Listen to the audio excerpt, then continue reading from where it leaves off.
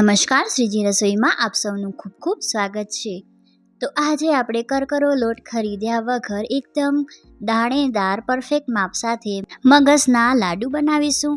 ઘણીવાર એવું થતું હોય છે કે લાડુ ખાતા સમયે મોઢામાં લોટ જે છે એ ચીપકે છે, પણ જો તમે આ રીતે બનાવશો તો એકદમ પરફેક્ટ દાણેદાર બનશે। તો ચલો એકદમ ટેસ્ટી પરફેક્ટ માપ સાથે આપણે ગુજરાતી મગસના લાડુ બનાવવાનું શરૂ કરીએ। તો સૌપ્રથમ અહીં કિચન ટોવેલ ઉપર 1 કપ જેટલી ચણાની દાળને સરસ આપણે ક્લીન કરી લેવાની છે। તો દાળને જે છે આપણે કોરા ટોવેલની મદદથી જ લૂછવાનું છે, ભીના ટોવેલનો ઉપયોગ નથી કરેલો। હવે મિક્સરના વાસણમાં આપણે દાળને ટ્રાન્સફર કરીને દરદરું ગ્રાઇન્ડ કરી લઈશું। તો તમે જોશો તો હજી દાણો જે છે ઘણો જાડો છે, તો અગેન કવર કરીને આપણે પીસી લેવાનું છે। ફાઇન પાવડર એટલે કે બારીક પાવડર રેડી નથી કરવાનો, બારીક લોટ રેડી નથી કરવાનો, દરદરું પીસીશું। તો આ રીતે મગસના લાડુ જે છે એકદમ સરસ દાણેદાર બનશે। જો તમને કરકરો લોટ રેડીમેડ મળી જાય અથવા તો તમે ઘંટીએ પીસાવેલો હોય તો તમે એ લોટનો પણ ઉપયોગ કરી શકો છો। હવે આ લોટને આપણે એક બોલમાં ટ્રાન્સફર કરી દઈશું। તો લાડુને કરકરા બનાવવા માટે આપણે હવે લોટમાં દ્રાબો આપીશું। તો અહીં 3 ટેબલ સ્પૂન જેટલું એકદમ ગરમ દૂધ લીધેલું છે અને 3 ટેબલ સ્પૂન જેટલું ઘી લેવાનું છે। તો દૂધ ગરમ છે એટલે ઘી આપણે મિક્સ કરીશું, એટલે સરસ ઘી પણ જે છે એ ગરમ થઈ જશે અને બધું જ મિલાવી અને આ મિશ્રણને આપણે લોટમાં ટ્રાન્સફર કરી દઈશું। તો હંમેશા ગરમ ઘી અને દૂધનો જ ઉપયોગ કરવાનો અને બધું સરસ આપણે મિક્સ કરી લઈશું। જો મિક્સ કરતાં લોટનો કલર જે છે એ ચેન્જ ન થાય તો ફરીથી થોડુંક ગરમ દૂધ કે ગરમ ઘી ઉમેરી શકાય છે। તો બધું જ સરસ આપણે મિક્સ કરી લઈશું। 1 થી 2 મિનિટ લાગશે પ્રોપર મિક્સ થતાં। લોટનો કોઈ પણ ભાગ ડ્રાય એટલે કે કોરો ન રહી જાય એ વાતનું ખાસ ધ્યાન રાખવાનું। તમે જુઓ અહીં લોટનો જે કલર જે છે એ ચેન્જ થઈ ગયો છે।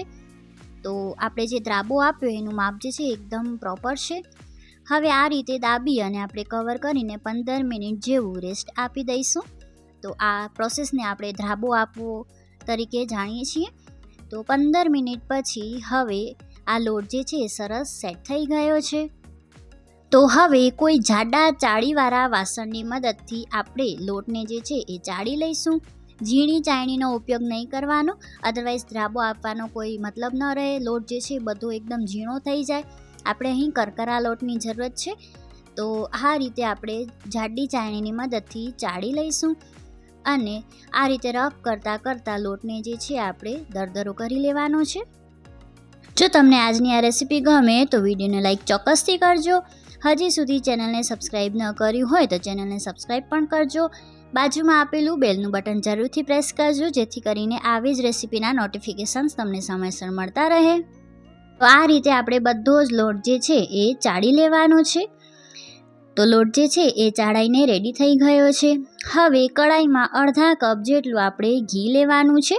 તો 1 કપ ચણાની દાળ અથવા તો 1 કપ લોટની સામે અડધો કપ ઘી જે છે એકદમ પ્રોપર માપ રહેશે। 1 ચમચી જેટલું ઘી જે છે અત્યારે અલગ મૂકી દીધેલું છે। જો જરૂર જણાશે તો આપણે ફરીથી ઉમેરી લઈશું। ઘી હળવું ગરમ થાય એટલે આપણે આ લોટ જે ચાળીને રાખ્યો એ ઉમેરી દેવાનો।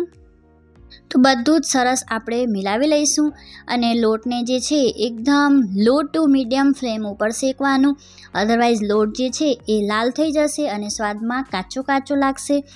લોટ શેકવામાં બિલકુલ પણ ઉતાવળ નહીં કરવાની। આપણે મોહનથાળનો લોટ જે રીતે ધીમાથી મધ્યમ તાપે શેકીએ એ રીતે શેકવાનો। તો અત્યારે મિશ્રણ જે છે થોડુંક સૂકું લાગશે। જો ઘીની જરૂરત હોય તો 1 ચમચી જેટલું ઘી ઉમેરી દેવાનું, પણ અડધા કપથી વધારે ઘીની જરૂરત નહીં પડે। તો મધ્યમ ગેસની આંચ પર આપણે મિલાવતા લોટને જે છે એ શેકી લેવાનો છે। તો લોટે જે છે બધું જ ઘી એબ્ઝોર્બ કરી લીધેલું છે, માટે બચેલું 1 ચમચી જેટલું ઘી જે છે હું ફરીથી અહીં ઉમેરી રહી છું। તો બધું જ સરસ આપણે મિક્સ કરી લઈશું। તમને આજની આ રેસીપી કેવી લાગી રહી છે એ કમેન્ટ બોક્સમાં ચોક્કસથી જણાવજો। તો બધું જ સરસ આપણે મિક્સ કરી લઈશું।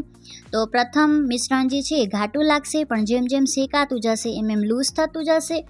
લોટ જે છે એ ફૂલતું જશે અને ખૂબ જ સરસ જે છે લોટ શેકાવાની સુગંધ પણ આવશે અને લોટની અંદર જે કરકરા દાણા પડ્યા છે એ દાણા જે છે એ લાલ થઈ જશે।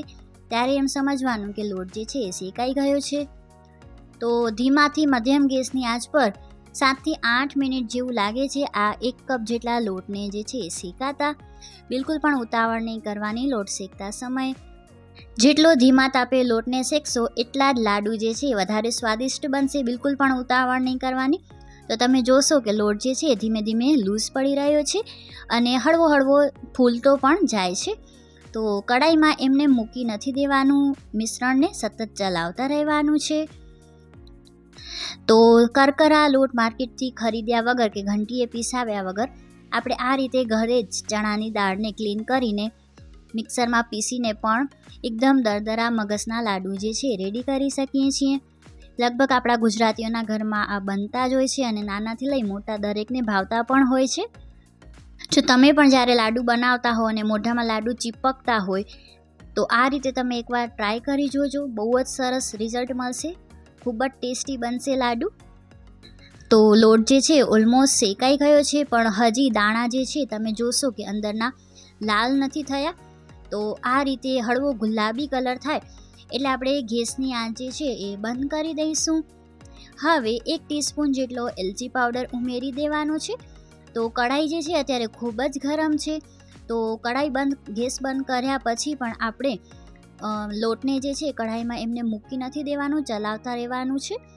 જો તમે ચલાવતા ના હો કઢાઈમાં તો મિશ્રણને જે છે એ બીજા વાસણમાં ટ્રાન્સફર કરીને ઠંડુ કરવા માટે મૂકી દેવાનું. પણ જો કઢાઈમાં મૂકી રાખ્યું હોય તો 1-2 મિનિટ લોટને જે છે એ ચલાવતા રહેવાનું. તો હવે આપણે આ મિશ્રણની જે છે 1 થી 2 કલાક માટે આરામથી ઠંડુ થવા દેવાનું છે. ગરમ મિશ્રણ હોય ત્યારે ખાંડ નહીં ઉમેરવાની, અદરવાઇઝ ખાંડ જે છે એ ખૂબ જ પાણી છોડશે અને પ્રોપર લાડુ નહીં બને.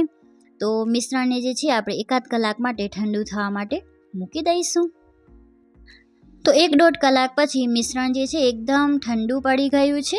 હવે આપણે જે કપથી ચણાની દાળ લીધી એ જ કપ ભરીને પીસેલી ખાંડ લેવાની છે. એટલે કે 1 કપ ચણાની દાળની સામે હું અહીં 1 કપ જેટલી દળેલી ખાંડ ઉમેરી રહી છું. તો રેગ્યુલર આપણે ઘરમાં જે ખાંડ યુઝ કરતા હોઈએ એ જ ખાંડને મિક્સરના વાસણમાં પીસી લીધેલી છે અને એકદમ બારીક પીસી લેવાની છે. જો તમને ચાળીને ઉમેરવી હોય તો તમે ચાળીને પણ ઉમેરી શકો છો. તો ખાંડનો બૂરો જે છે આપણે આ રીતે ઉમેરી દઈશું.